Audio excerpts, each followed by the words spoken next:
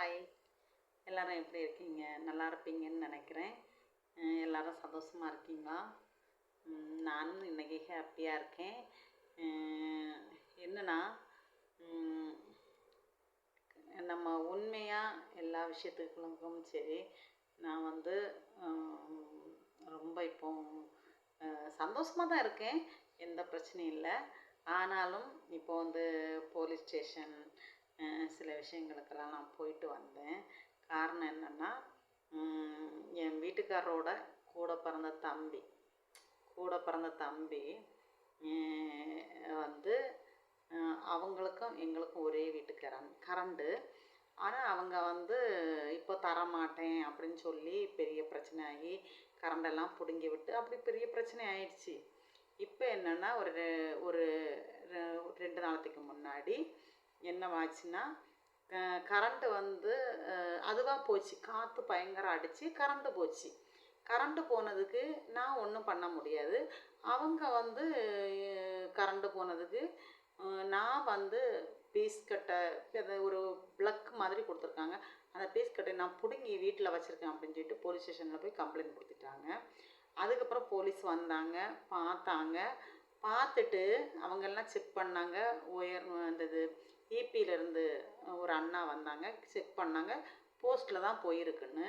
ஆனால் சில ஜென்மங்கள் என்னென்னா, நம்ம சொல்கிறது நம்பாது.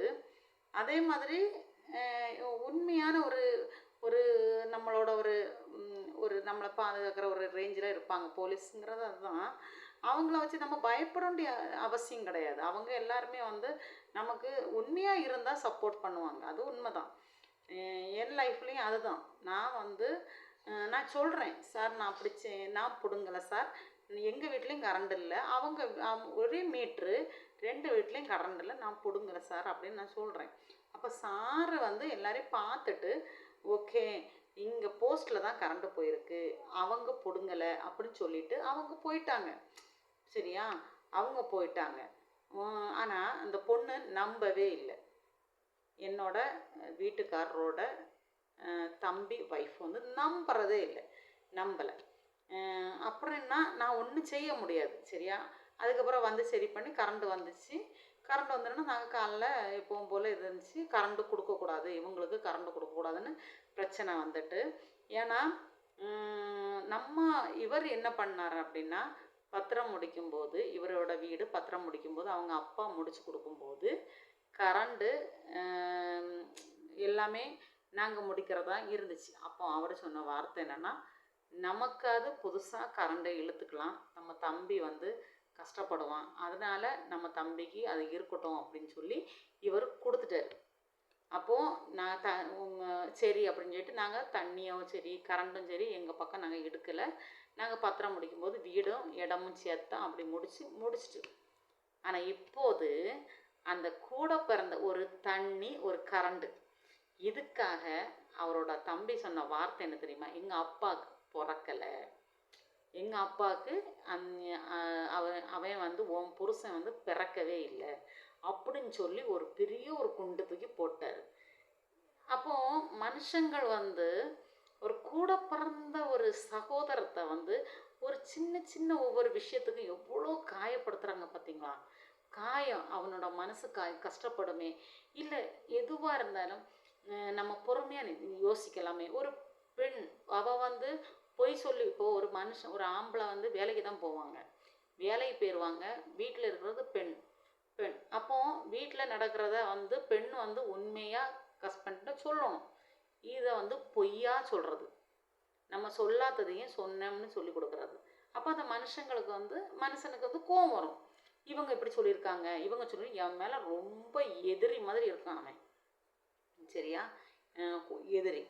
ஆனால் என் வீட்டுக்காரர் என்கிட்ட பேசுவாரே தவிர யாரையும் நீன்னு பேச மாட்டார். இது வரைக்கும் அவன் பொண்டாட்டிகிட்ட நீன்னு பேச மாட்டார். நான் கோவத்தில் ஏதாவது பேசுவேன். நான் ஏதாவது கோவத்தில் இருக்க மாட்டேன், பேசுவேன். ஆனால் இப்போது என்னென்னா, போலீஸ் ஸ்டேஷன் வரைக்கும் அந்த பிரச்சனை போயிடுச்சு. ஆனால் போலீஸ்காரங்க என்ன பண்ணாங்க தெரியுமா? அவங்க மனசு அவங்களுக்கு இருக்கும்ல, உடனே ஏம்மா அவங்க கரண்ட் அவங்க பிடுங்கி கொடுத்துருங்கன்னு அவங்க சொல்லவே இல்லை. அவங்களுக்கு கரண்ட் வர்ற வரைக்கும் அந்த கரண்ட்டை யூஸ் பண்ணதுக்கு அவங்களுக்கு உரிமை இருக்குது அப்படின்னு சொல்லி அவங்க வந்து எனக்கு இதாக பேசினாங்க. அது ரொம்ப சந்தோஷம். என்னன்னா அவள் வந்து 4 பேரை கூட்டிகிட்டு வந்திருந்தான். சரியா, அவள் 4 பேர், அவங்க மைனிமாரு, அவங்க ஹஸ்பண்டு, அவள் எல்லாருமே உண்டு. ஆனால் நான் மட்டும் ஸ்டேஷனில் நின்னேன். நான் மட்டும் போலீஸ் ஸ்டேஷனில் நின்னேன். கடவுள் வந்து நம்ம தப்பு பண்ணலைன்னா நம்ம கடவுள் வந்து நமக்கு சப்போர்ட் பண்ணுவாங்க. இப்போ அவங்க என்ன சொல்லியிருக்காங்கன்னா, ரொம்ப சண்டை மக்களை, சண்டைன்னா கொஞ்சம் நெஞ்சம் நிறைய சண்டை. ஆனால் இப்போது எனக்கு கரண்டும் சரி தண்ணியும் சரி நம்ம பக்கம். நான் எப்போ எனக்கு இப்போ தண்ணியாக இருக்கட்டும் கரண்ட்டாக இருக்கட்டும் எனக்கு எப்போ கிடைக்குதோ நான் அப்போ தான் விட்டு கொடுக்க முடியும் அப்படின்ட்டு அவங்க சொல்லிட்டாங்க. இது எனக்கு ஒரு பெரிய ஒரு சந்தோஷமான விஷயம், புரியுதா? ஆனாலும் அவங்க அடங்குற மாதிரி இல்லை. அடங்குற மாதிரின்னா நான் வந்து அப்படின்னா கீழே போகணும். கீழே போகணுன்னா இவளுக்கு யாரும் சப்போர்ட் பண்ணக்கூடாது, இவள்கிட்ட யாரும் பேசக்கூடாது, இவ கூட யாரும் போகவே கூடாது அப்படிங்கிற ஒரு மனப்பக்குவம் அவங்களுக்கு இருக்குது. என்ன கண்டாலே அவங்களுக்கு ஒரு பொறாமை, போட்டி பொறாமை சொல்லுவாங்க. நான் அப்படி ஒன்றுமே செய்யலாமா, என்ன சாதாரண ஒரு பெண்ணு, சாதாரண பெண்ணாக எனக்கு ஒரு வேலை கிடையாது. வீட்டில் சும்மா நான் இருக்கேன், வீட்டில் பிள்ளைங்கள பார்த்துட்டு வீட்டில் இருக்கேன்.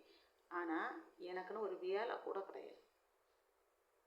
சரியா, எனக்கு வேலை கூட கிடையாது. ஓகேவா, எனக்கு வேலை கூட கிடையாது. நான் வீட்டில் தான் இருக்கேன், பிள்ளைகளை பார்ப்பேன், வீட்டு வேலையில் பார்ப்பேன், அவ்வளோதான். ஆனால் என் மேலே ஒரு பொறாமை. அது எதுக்கு இந்த மனுஷங்களுக்கு அப்படி வருதுன்னு தெரியல. அதனால தான் நான் சொல்கிறேன் மக்களை, எதுவாக இருந்தாலும் கூட பிறப்பாக இருந்தாலும் சரி எதுவாக இருந்தாலும் சரி நம்ம கொஞ்சம் கவனமாகவே இருக்கணும். ஏன்னா என் லைஃப்பில் இது வந்து இவர் சின்ன வயசுலேருந்தே கஷ்டப்பட்டுருக்காரு, படிக்கலை, சின்ன வயசுலேருந்தே கஷ்டப்பட்டவர். அப்போ ஒரு கூட பிறந்த ஒரு சகோதரன், நீ எங்கள் அப்பாக்கே பிறக்கலை அவன் அப்படின்னு சொல்லிட்டு ஊருக்கு முன்னாடி சொல்லும்போது அது எவ்வளோ பெரிய ஒரு மனவேதனையாக இருக்கும். அவங்க அப்போ நம்ம மேலே எவ்வளோ வன்மத்தை வச்சுருக்காங்கங்கிறது அதில் உணர்ந்துக்கிட்டேன். ஏன் அப்படின்னா ஒரு ஒரு இப்போ எல்லாருமே சொத்துக்கும் பணத்துக்கும் கொடுக்குற மரியாதை ஆஃப்டர் மனுஷனுக்கு கொடுக்கறது கிடையாது. சரியா, அதே போல் உண்மையான பாசத்துக்கு வேல்யூ கிடையாது. உண்மையான பாசம் நம்ம யார்கிட்ட வச்சாலும் அந்த பாசத்துக்கு வேல்யூ கிடையாது, அது உண்மை.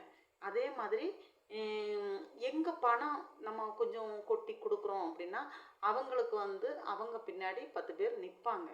சரியா, ஆனால் நமக்கு அதுக்கேற்ற வந்து இல்லை. அதனால் இன்றைக்கும் சரி இல்லை எப்போவும் சரி நமக்கு நம்ம பிள்ளைங்க நம்ம குடும்பம்னு தான் நம்ம வாழ்ந்துட்டு போகணுமே தவிர, அதுக்காக அண்ணன் தம்பி பாசமாக நிறைய பேர் இடத்துல இருக்காங்க. ஆனால் சத்தியமாக என்னோடய ஃபேமிலியில் நடந்துறதை நான் சொல்கிறேன். அதுவும் இப்போ 2-3 நாளில் நடந்தது சொல்கிறேன். அண்ணன் தம்பி அவ்வளவு கஷ்டப்பட்டு வளர்ந்தவனுங்க ஒரு பொண்டாட்டியோட பொய்யான வார்த்தைகளை நம்பி எனக்கு கூட என்னோட அண்ணன் வந்து என் அப்பாவுக்கு பிறக்கலை அப்படின்னு ஒரு வார்த்தையை பேசும்போது அவனோட பொறாமையும் போட்டி அது என்னத்துக்கு, அந்த வன்மை என்னத்துக்கு? அதனால் மக்களை யாரும் யாருக்காகவும் தயவு செய்து எதுக்காகவும் யாரும் விட்டு கொடுக்காதீங்க. நம்ம யாருக்கும் எந்த தொந்தரவும் கொடுக்கக்கூடாது. அதே போல் அவங்க யாராக இருந்தாலும் நமக்கு எந்த தொந்தரவும் கொடுக்க வேண்டிய அவசியம் கிடையாது. நமக்கு வச்சுருக்கிற பொருளெல்லாம் நமக்குன்னு வச்சுக்கிறோம். நமக்குன்னு ஒரு பொருள் இருந்துகிட்டே இருக்கும். அது எந்த பொருளாக, வீடாக இருக்கட்டும், சொத்தாக இருக்கட்டும், பணமாக இருக்கட்டும், எல்லாமே நமக்குன்னு இருக்கணும். அது வேறு யாரும் வந்து ஒரு பொருள் தரமாட்டாங்க, யாரும் தரமாட்டாங்க. இதுதான் உண்மை. சரியா, அதனால் நான் உங்களுக்கு என்ன சொல்ல, இதில் வந்து எனக்கு மனசு வேதனை, என்ன ஒரே வேதனைன்னா அப்போ அந்த மனுஷனோட வலிகள் எவ்வளோ இருக்கும்,